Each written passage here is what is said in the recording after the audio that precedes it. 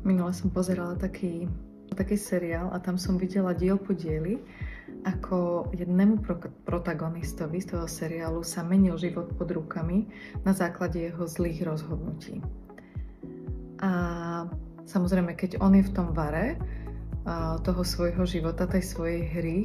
tak si neuvedomil, že aké konsekvencie na jeho život to môže mať. Alebo respektíve neuvedomí, pretože nevie sa pozrieť na veci out of the box, teda z nadhľadu. A vtedy mi prišlo, ako samozrejme mňa ako nestrannému pozorovateľovi, tak som videla, a toto nerob, lebo toto ti toto spraví a toto nerob a neklam tej žene a neviem čo. A vtedy som si tak uvedomila, že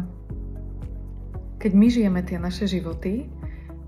tak samozrejme, že žijeme ich v tej našej škatulke a pohybujeme sa v našej škatulke, ale koľkokrát, respektíve ako veľmi by nám pomohlo, keby sme mohli sa niekedy pozrieť na situácie, ktoré nás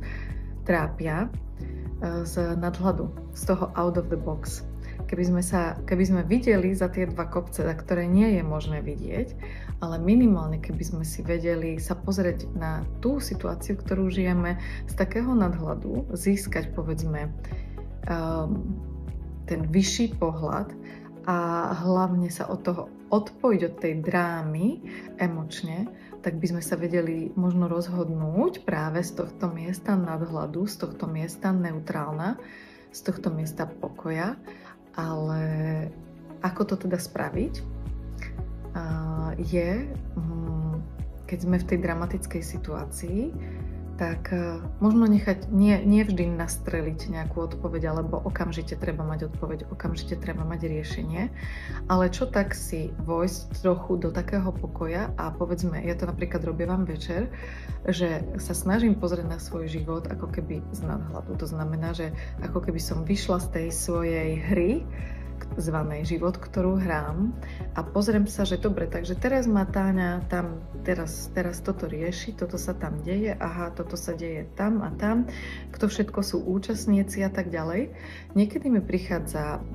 aj riešenie, niekedy mi úplne neprichádza riešenie, ale už len ten pohľad z toho, že si dovolím vystúpiť z tej emočnej turbulencie alebo z tej toho emočného cyklu mi dovoluje mať na veci alebo pozerať sa na veci inou optikou. Takže ak ti toto videjko pomohlo, tak daj like, budem sa tešiť a možno aj ty máš nejaký tip, ako sa pozeráš ty na veci z nadhľadu. Takže budem rada, ak mi to zazdieľaš.